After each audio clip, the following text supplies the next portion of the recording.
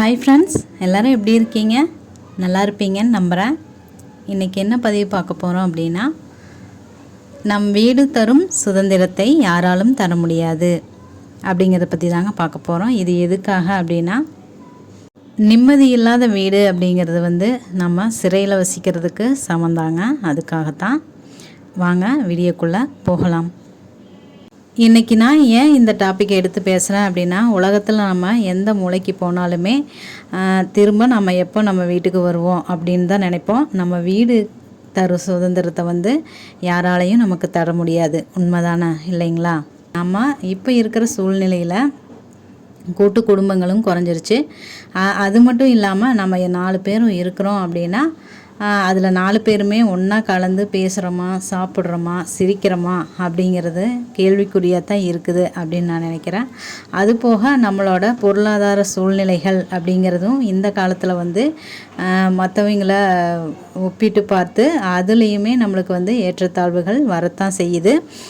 அப்படி இருக்கும்போது நம்ம வீட்டில் நம்ம நிம்மதியாக இருக்கிறோமா, சுதந்திரமாக இருக்கிறோமா அப்படிங்கிறத பற்றி தான் இந்த பதிவில் பார்க்க போகிறோம். இது ஏன் இப்போ சொல்கிறேன், இருக்கிற அக்கறையை நம்ம குடும்பத்து கூட நம்ம செலவிடுறதும் இல்லை, குடும்பத்துக்கூட அக்கறையாக இருக்கிறதும் இல்லை அப்படின்னு நான் நினைக்கிறேன். அதுக்காகத்தாங்க இப்படி நாம் பணம் எப்படி சம்பாதிக்கிறது, பொருள்களை எப்படி வாங்கி குவிக்கிறது அப்படிங்கிறதுலையே நம்ம கவனத்தை செலுத்திகிட்ருக்குறோம்.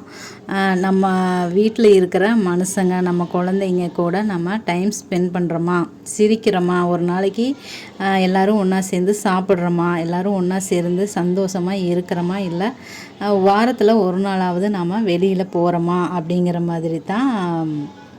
அப்படிங்கிறதையெல்லாம் இந்த காலத்தில் இந்த நேரத்தில் கொஞ்சம் யோசனை பண்ணலாமே.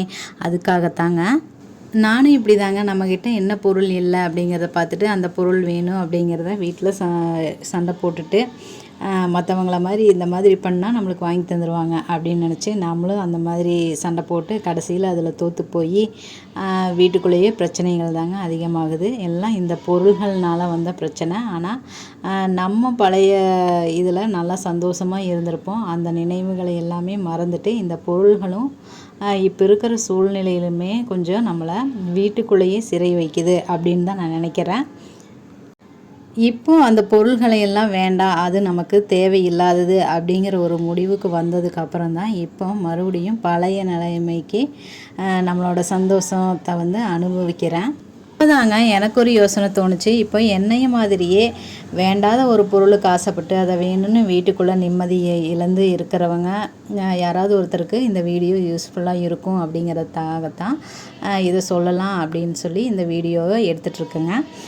நம்ம வீடு அப்படிங்கிறது நம்ம மகிழ்ச்சியாக எங்கே இருக்கிறோமோ அதுதாங்க நம்மளோட வீடு.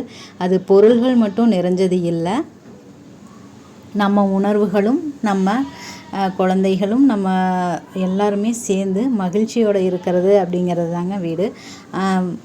இதை ஒரு கதை மூலியமாக கூட சொல்லலாங்க. அது என்னென்னா, கடவுள் கேட்குறாரு, அன்பு, செல்வம், சொத்து, இந்த 3ல் உங்களுக்கு எது வேணும் அப்படின்னு சொல்லி குடும்பத்தில் இருக்கிற எல்லாத்துக்கிட்டேயும் கேட்குறாங்க. எல்லோரும் ஆலோசனை பண்ணி பார்த்துட்டு எல்லோரும் செல்வம் இருந்தால் போதும், எல்லாமே நல்லாயிருக்கும், அதை வச்சு நம்ம சொத்து கூட வாங்கிடலாம் அப்படின்னு சொல்கிறாங்க.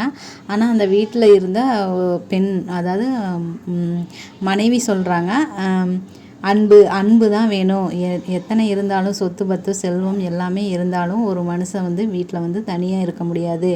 அன்போட எல்லாரும் ஒன்றா இருந்தால் தான் அது வீடு, அது இருந்தாவே போதும் அப்படின்னு சொல்லி மனைவி குடும்ப தலைவி சொல்கிறாங்க. அதை கேட்டுட்டு எல்லாரும் ஓகே அப்படின்னு சொல்லி அன்பு தான் வேணும் அப்படின்னு சொல்லி கடவுள்கிட்ட கேட்குறாங்க. அப்படி கேட்கும்போது கடவுள் அன்பு இருக்கிற இடத்துல எல்லாமே இருக்கும் அப்படின்னு சொல்லிட்டு அவங்க கேட்காத சொத்தையும் செல்வத்தையும் கொடுக்குறாருங்க. அந்த மாதிரி தான் அன்பு நிறைந்த வீடு அப்படிங்கிறது எல்லாமே அங்கே நிறைஞ்சிருக்கும் அப்படிங்கிறது தான் அந்த கதை. கடைசியாக நான் சொல்ல வர்றது என்ன அப்படின்னா, நீங்கள் உங்கள் வீட்டில் பொருள்களுக்கு முக்கியத்துவம் கொடுக்க வேண்டாங்க. எல்லோரும் நம்ம வீட்டு நிலைமையை, குழந்தைகளோட நிலைமையும் சரி, நம்ம ஹஸ்பண்டோட நிலைமையும் சரி, ஹஸ்பண்டாக இருந்தால் மனைவியோட நிலைமையும் சரி புரிஞ்சு நடந்துக்கிட்டாவே நமக்கு தேவையானதை நம்ம வாங்கி சந்தோஷமாக இருந்தாவே அந்த வீடு மகிழ்ச்சியாகவும் இருக்கும் அப்படின்னு நான் நினைக்கிறேங்க. கடைசியாக ஒரு விஷயம் சொல்லிக்கணும்னு ஆசைப்பட்றேங்க. நம்ம வீட்டில் நம்ம எல்லாரும் சேர்ந்து சந்தோஷமாக இருந்தால் தாங்க அது வீடு. நம்ம ஒருத்தரை காயப்படுத்தியோ இல்லை ஒருத்தருக்கு பிடிக்காத ஏதாவது ஒன்று செஞ்சோ நம்ம வந்து வீட்டுக்குள்ளேயே சிறையாக இருக்க வேண்டாம். அப்படி இருக்க வேண்டிய அவசியம் இல்லை. அதைத்தான் இந்த வீடியோவில் நான் சொல்லணும்னு ஆசைப்பட்றேன். அப்புறம் நம்ம எங்கே மகிழ்ச்சியாக இருக்கிறோமோ, எங்கே நமக்கானவங்களோட சந்தோஷமாக இருக்கிறோமோ அதுதாங்க நம்மளோட வீடு. நாமளாக எங்கே நடிக்காமல் இருக்கிறோமோ அதுதான் நம்ம வீடு. நம்ம வீட்டை வந்து நம்ம எப்போவும் சந்தோஷமாக வச்சுக்கோங்க. ஓகே ஃப்ரெண்ட்ஸ், இந்த பதிவு உங்களுக்கு பிடிச்சிருந்தது அப்படின்னா ஒரு லைக் பண்ணுங்கள், சப்ஸ்கிரைப் பண்ணுங்கள், ஃப்ரெண்ட்ஸ் அண்ட் ஃபேமிலிக்கு ஷேர் பண்ணுங்கள். ஓகே, பாய். மீண்டும் ஒரு நல்ல பயனுள்ள பதிவுடன் நாளை உங்களை சந்திக்கிறேன். அது வரைக்கும் பாய்.